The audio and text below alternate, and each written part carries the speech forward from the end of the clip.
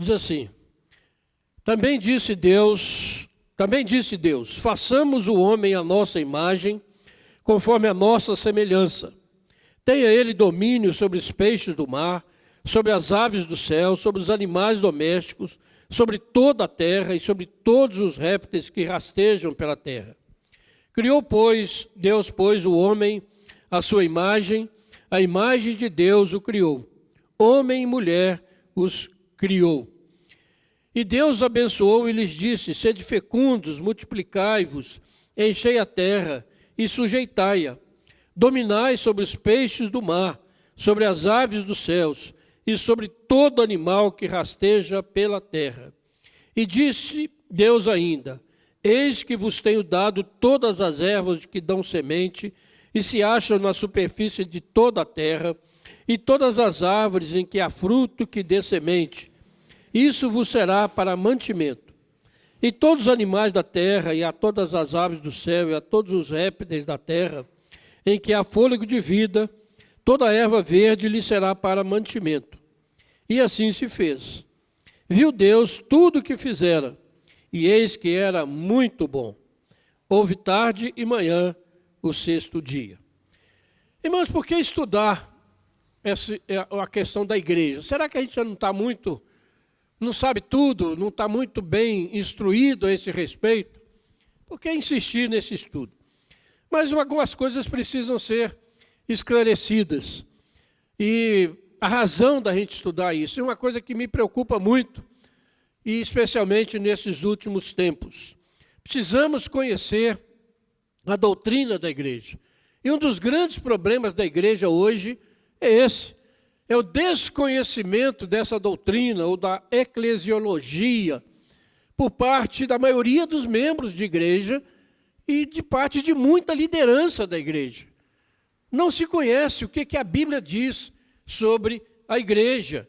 E o que acontece? Aquilo que nós estamos assistindo. Um desprezo pela igreja institucional, pela igreja local. E a gente vê os crentes, saindo de uma igreja, indo para outra, um movimento muito grande entre diversas igrejas locais ou denominações.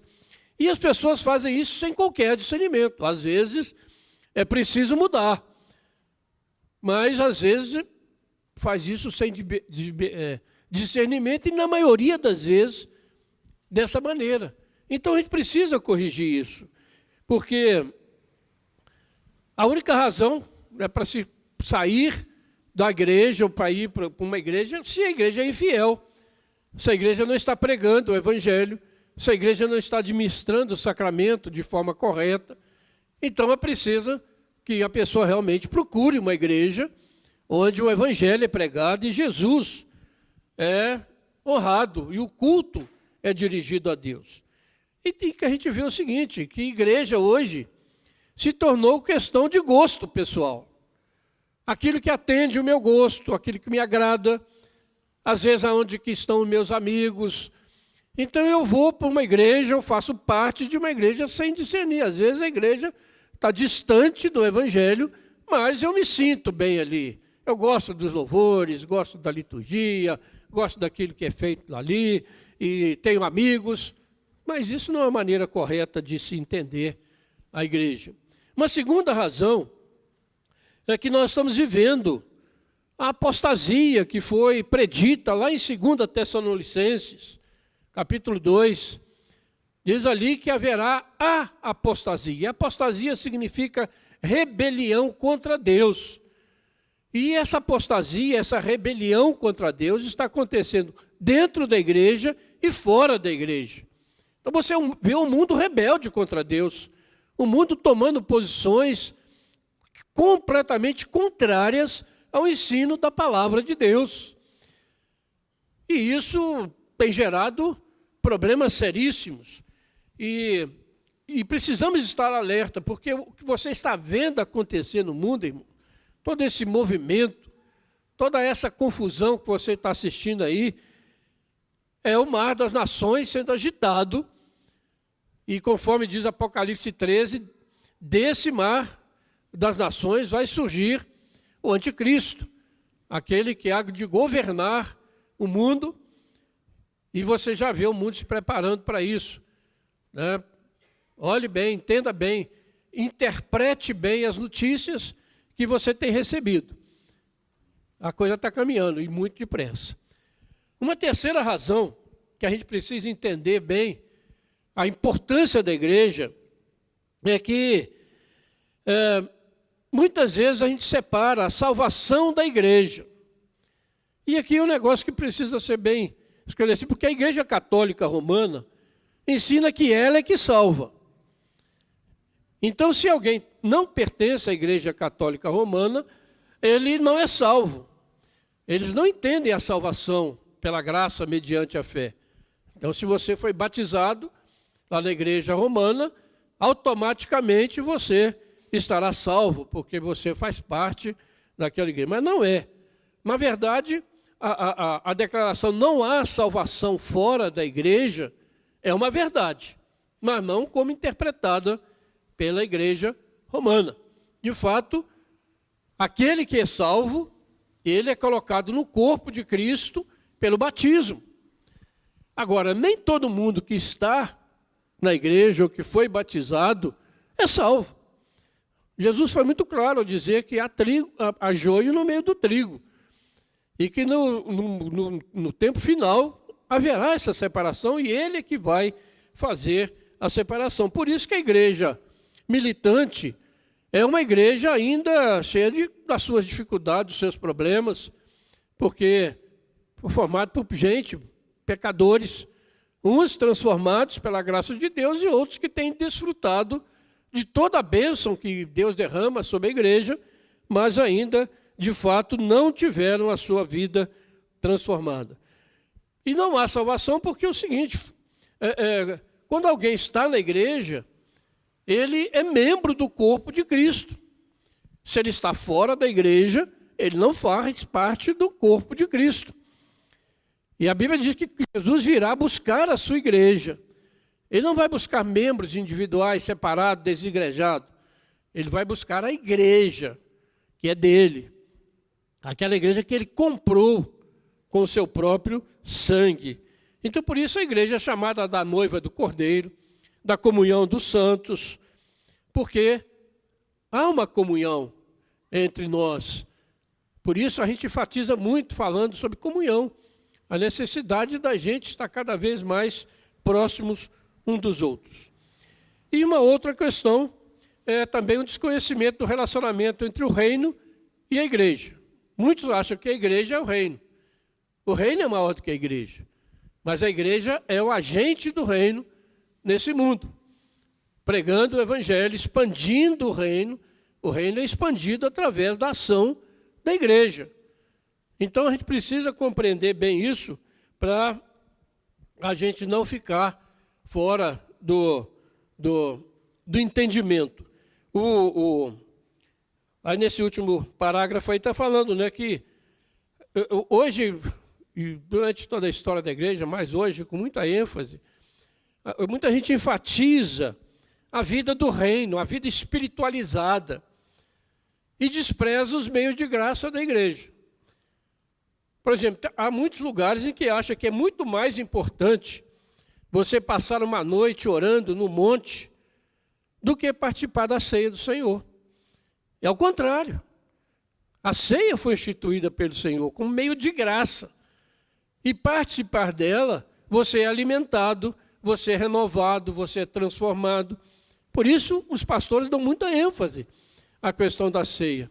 Mas quando se despreza a igreja, a participar da ceia ou não, tanto faz, participo desse jeito. E às vezes a ceia é distribuída para todo mundo indistintamente, quando ela é para os crentes, é um meio de graça. E a pessoa então cria uma espiritualidade separada da igreja. E isso vai conduzir a problemas muito sérios. Então, irmãos, a primeira coisa que nós vamos tratar, como o título da lição diz, é a distinção entre o reino e a igreja, falando da diferença entre o mandato cultural e a grande comissão. O mandato cultural nós lemos aí nesse texto de Gênesis, onde Deus dá ao ser humano, que foi criado à sua imagem e semelhança, a ordem para que o homem cuide da sua criação, cuide da natureza, cuide dos animais, cuide uns dos outros. Então isso é chamado, dentro da teologia, de mandato cultural. Esse mandato é para todos os seres humanos, sendo salvos ou não, pertencendo à igreja ou não. Então todos nós, como criaturas de Deus, temos sobre nós essa responsabilidade do mandato cultural, de fazermos parte da humanidade. E esse mandato cultural é que leva o ser humano ao progresso, a progredir, a fazer novas descobertas, a se progredir em todos os campos, a construir civilizações, a construir cidades e tantas coisas.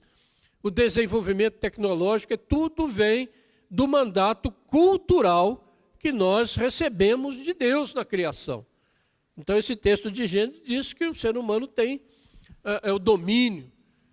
O grande problema é que às vezes o ser humano, né, dentro do pecado, e essa ordem é para pecadores ou não, o ser humano acaba extrapolando, e a gente vê, né, o abuso às vezes que há no cuidado das coisas de Deus.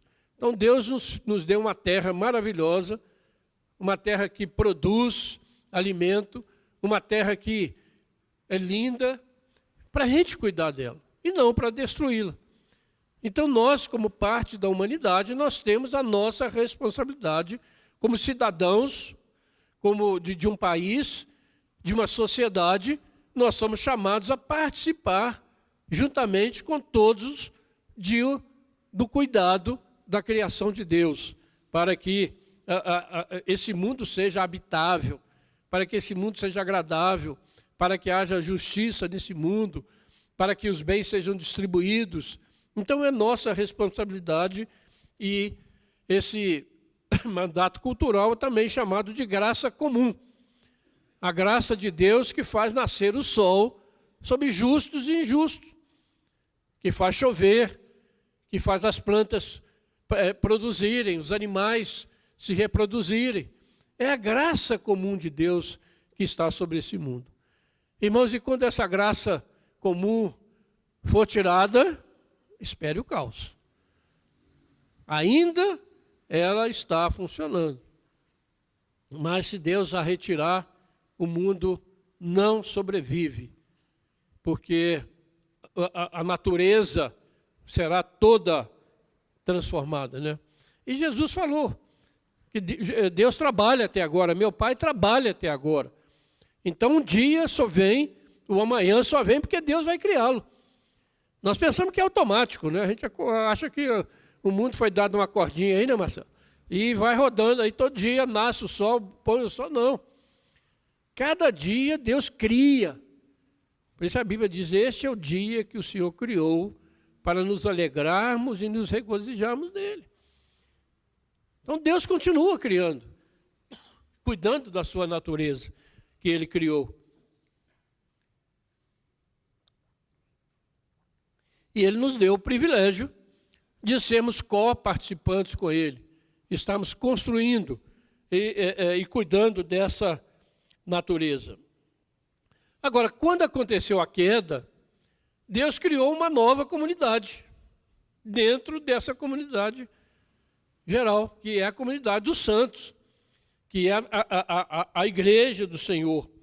E essa nova comunidade é criada pela graça especial, aquela graça que o Espírito Santo traz sobre nós, pecadores, e nos transforma em filhos de Deus. Então, a graça especial e a graça comum. Então, nós somos, como igreja, frutos da graça especial de Deus que nos alcançou. E como essa comunidade especial, nós recebemos um mandato, chamado de grande comissão. Então, há o mandato cultural e há a grande comissão, onde a igreja é ordenada por Deus a ir. É o versículo que nós temos aí de Mateus 28, né, de ir a toda a terra, fazer discípulo de todas as nações. Os seres humanos, às vezes, para levar em frente os seus projetos, usam a violência, usam de fraude, de tudo que podem, para ter poder, para colocar as suas ideias em prática. A igreja usa o evangelho. Ela se expande, ela cresce, ela exerce o seu ministério pregando o evangelho e os crentes vivendo o evangelho como uma nova criação, vamos dizer assim, dentro da criação que caiu. Aí começa a história, né? Deus, lá no deserto, né, chama o povo de Israel, tira o povo de Israel lá do Egito, e através de Moisés, ele dá ali, em Israel, o mandato cultural e a grande comissão estão juntos. É uma teocracia. Então, aquele povo, através da sua constituição política, e deveria, então, expandir o reino de Deus. E assim foi juntado o culto com com o mandato cultural, com a ordem de dominar a terra, de expandir o reino. Aconteceu que Israel foi infiel. Israel, lá em Oséias 6, versículo 7, diz que eles transgrediram a aliança, como havia feito Adão. E assim, então, eles perderam também essa oportunidade. Mas a promessa de um Messias que viria, de um rei que viria, que realmente iria expandir o seu reino, instalar o seu reino, ele viria, ainda estava em vigor, né? A promessa continuou. E com a vinda de Jesus, as coisas mudou novamente. Aquela identidade do povo de Deus com Israel mudou. Agora o povo de Deus é constituído por pessoas de todas as raças, tribos, nações, línguas. Não está mais confinado a um povo, não está mais confinado a uma região geográfica, mas o reino de Deus agora é mundial. O fenômeno das línguas ali em Pentecoste vem mostrar isso, que a partir dali o evangelho seria anunciado em todas as línguas, em todos os povos. Então isso começou a diferenciação, de novo, do mandato cultural e do mandato cultico, ou da grande comissão. É o que nós vivemos hoje. E nesse tempo, os cristãos seguem as suas vocações, né? Os seus dons, os seus talentos, a vocação que ele tem na sociedade, o trabalho que ele exerce, a função que ele exerce. Então, isso se tornou comum, né, para nós e para os não cristãos. Mas agora o culto é diferente. Hoje não se funde mais. Então, cultuar a Deus é uma coisa e servir a Deus na sociedade é diferente. Não são a mesma coisa. E hoje em dia está havendo muita confusão nisso. Alguém acha que porque ele faz alguma coisa boa a favor dos necessitados, se ele é uma pessoa de bom coração, de bom caráter, não sei, ele estará automaticamente adorando a Deus. Não. Por isso existe a igreja, por isso existe o culto. Por isso a igreja é estimulada a cada domingo se reunir como igreja, como corpo de Cristo, para prestar culto. Não há uma diferença entre o povo da nova criação e o povo da antiga criação. A nova criação ainda não foi plenamente instalada. O reino de Deus ainda está em progresso. Quando Jesus vier, ele não vai instalar o seu reino. Ele vai consumar o seu reino, porque o seu reino já está presente. Então Jesus não vai reinar 1000 anos aí lá na frente, como prega certas teologias, mas ele vai Ele já está reinando, o seu reino é presente, mas ele vai consumar. E o reino dele é presente através do povo dele aqui. E a igreja é agente desse reino. Tem a responsabilidade de cumprir a grande comissão. E o cristão, né, ele vai agir em todos os aspectos de forma diferente do não cristão, porque ele tem esse mandato cultico na vida dele. O culto, a adoração e a cultura, que é a vocação comum no mundo, são nitidamente distintos, mas não são opostos. Então não há uma briga entre o culto e o mandato cultural, ou a cultura, mas há distinção. Então, às vezes, querer trazer a cultura do mundo para dentro do culto da igreja, está errado. Ou às vezes você querer implantar o culto pela força, também está errado, mas são distintos. Então nós estamos aqui prestando um culto, adorando a Deus. Mas nós temos as nossas funções também seculares, onde nós testemunhamos da graça do Deus.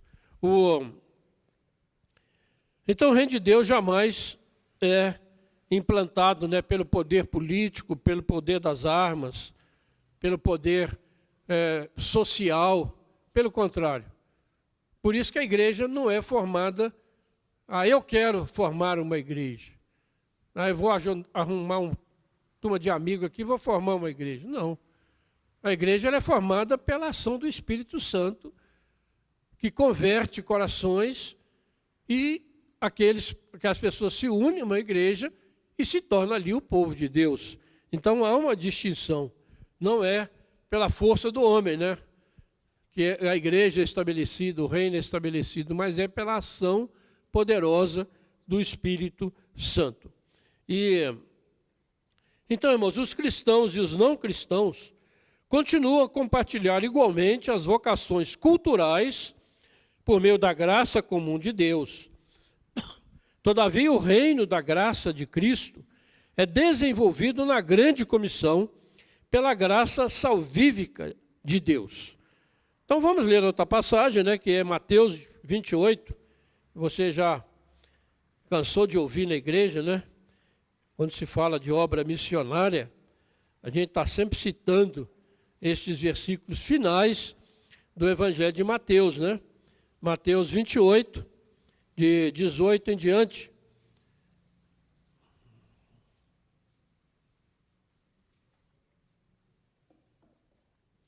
Quando Jesus se aproxima dos seus discípulos e lhes diz: toda a autoridade me foi dada no céu e na terra. Ide, portanto, fazei discípulos de todas as nações, batizando-os em nome do Pai, do Filho e do Espírito Santo, ensinando-os a guardar todas as coisas que vos tenho ordenado. E eis que estou convosco todos os dias, até a consumação do século. Então essa é a grande comissão que a igreja recebe, distintamente do mandato cultural. Então nós, como cristãos, temos um mandato cultural de sermos bênção na sociedade onde nós vivemos, de exercermos as nossas profissões em benefício da sociedade, não egoisticamente, de modo diferente, e cultuar a Deus. Nós somos privilegiados, né? Temos 2 mandatos para cumprir, 2 ordens para cumprir do Senhor.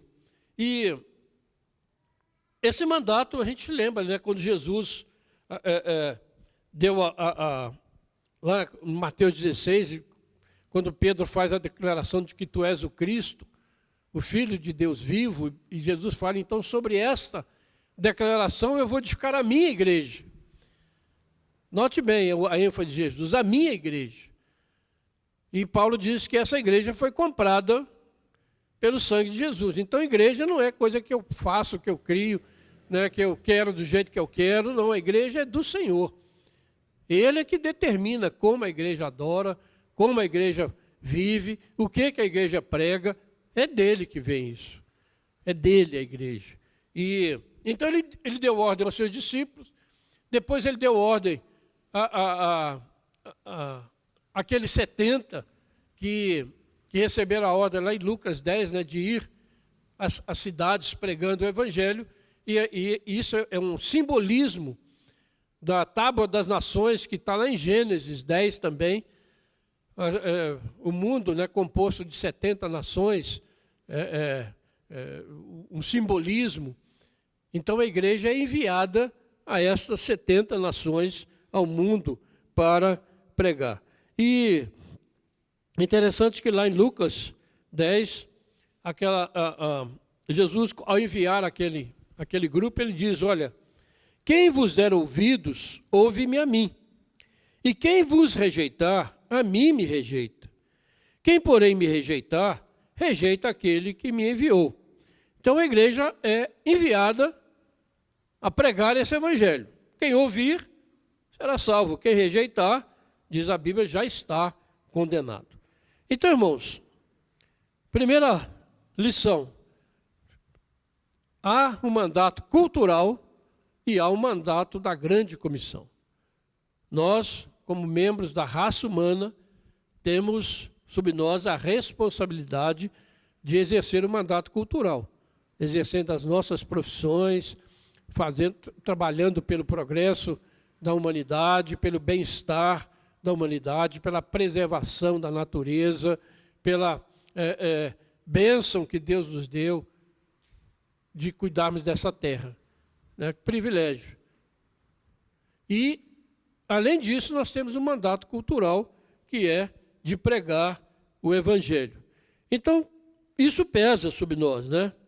E o ser humano, apesar de ser da depravação total, é um ser moral. Né? Alguma coisa da imagem de Deus ainda ficou. Então ele é capaz de discernir o que é certo e o que é errado. Você vê as leis que existem nos países mesmo não cristãos, onde é dito, ó, se você fizer isso está errado, isso é crime, você vai ser punido, mesmo que não sejam cristãos. Ou seja, o ser humano tem essa capacidade de exercer esse mandato cultural. E entre os remidos do Senhor, nós somos chamados para levar esse evangelho, ensinar a doutrina e batizar. A importância da igreja. Batismo não salva. A gente sabe disso. Por que Jesus disse ensinando e batizando? Quem crer e for batizado. Né? Uma interpretação errada disso aí, né? Que então só pode batizar adulto e não sei o quê. Não tem nada a ver. Jesus está falando, quem crer e for colocado dentro da igreja, vai ser salvo. Às vezes o batizado não é salvo, a gente já falou sobre isso. Mas o crente verdadeiro, o eleito de Deus, ele é colocado dentro dele, ele quer fazer parte do corpo. Então, essa é uma indicação de salvação, quando a pessoa quer fazer parte do corpo, está incluído no corpo de Cristo. Então, quem crer e for batizado, e fazer de se batizando, colocando-os dentro da igreja, não é para ser salvo e ficar aí de freelance, rodando para lá e para cá, como se tivesse compromisso com nada. Pelo contrário, Deus nos coloca no seu corpo, corpo de Cristo. Gente, não há nada mais maravilhoso do que isso. E então o reino da graça implica na igreja da nova aliança. E a igreja militante, que somos nós que estamos aqui, e existe a igreja triunfante daqueles que já viveram aqui e hoje estão com Cristo. Já venceram, são triunfantes, estão desfrutando da glória eterna. Nós somos igreja que ainda estamos na luta. E então, concluindo aí a nossa lição, a pergunta, será que nós temos, você e eu, temos cumprido a grande comissão? Será que nós temos também cumprido o mandato cultural que recebemos do Senhor? Ou temos negligenciado? Porque durante muito tempo, algumas vezes, né, na história da igreja, criou-se super cristãos, né, que se consideravam assim, que se isolavam. Então, eu não posso ter contato com o mundo, né? Eu sou santo, pertenço ao Senhor, eu não posso conviver com o mundo. Pelo contrário, somos separados, chamados, salvos, mas nós temos uma responsabilidade com esse mundo, de sermos sal da terra e luz do mundo, no sentido também de participarmos desse mandato cultural. Então, o finalzinho da lição, o último parágrafo aí, está dizendo, olha, você está projetando ali, pode ir lá para o finalzinho. Esse último aí, amar a igreja local, onde Deus colocou você, não se esqueça disso, né? Deus é que nos coloca na igreja. Você, primeiro, o que significa amar a igreja, ou cumprir essa grande comissão? Primeiro, frequentar com assiduidade as suas atividades. Porque nessas atividades, especialmente nos cultos, que nós somos alimentados, que a nossa fé é nutrida pela palavra, pela ceia, pelos sacramentos, pela comunhão uns com os outros, pela oração. Nós tivemos uma semana aí maravilhosa de oração, irmãos. Eu fiquei admirado, quero cumprimentar a igreja, agradecer a Deus por isso. Quantos irmãos puderam estar aqui? Sei que outros queriam, mas não puderam, mas como foi gratificante a gente ver a igreja orando na primeira semana, buscando a Deus, empenhando em oração. Isso é amar a igreja do Senhor. Segundo, foi muito bem falado aqui pelo presbítero Marcelo, agora cedo, contribuindo com alegria para a sua manutenção e obra missionária. A contribuição é fundamental, é prova de amor, a fidelidade e a lealdade, porque a gente faz parte de um grupo em que alguns mantêm tudo e outros só desfrutam. Isso está errado. Precisamos participar igualmente, todos nós, com amor, demonstrando o nosso amor, o nosso interesse. Então, contribuindo com alegria. Terceiro, mantendo a comunhão com os demais irmãos, no desejo de preservar a unidade do Espírito Santo. Efésios diz que nós devemos nos esforçar para preservar a unidade do Espírito. Nós não vamos criar a comunidade, a comunhão dos santos. Ela já existe no Senhor. O que nós temos que fazer é nos esforçar, suportando-nos uns aos outros, diz a palavra, orando uns pelos outros, abençoando uns aos outros, estando ao lado uns dos outros. Assim, essa comunidade vai ser criada e nós vamos cumprir a nossa obrigação. E o quarto ponto aí é levando uma vida de santidade no cumprimento do mandato cultural e da grande comissão. E tudo isso, então, são provas de uma fé verdadeira em Cristo Jesus. Então, esse é o desafio, irmãos, que nós queremos colocar diante de você, que Deus colocou no meu coração, para que a gente pense melhor, mais profundamente sobre a igreja. O que é a igreja? A igreja não é uma coisinha que surgiu por aí, que alguém fez, que alguém faz, que alguém abre uma portinha e diz que é a igreja. A igreja é muito mais séria. A igreja é muito mais séria. Ela foi comprada com o sangue do Senhor. E é sobre Cristo Jesus que ela está edificada. E uma igreja fiel é aquela que prega o evangelho com fidelidade, que ministra os sacramentos de forma correta e que exerce a disciplina correta. Então, concluindo, mais do que estar na igreja, você precisa ser igreja. Igreja somos nós. Aqui nós temos um templo, mas a igreja está aí sentada. E como essa igreja tem cumprido o mandato do Senhor. Que Deus os abençoe, irmãos. Vamos orar?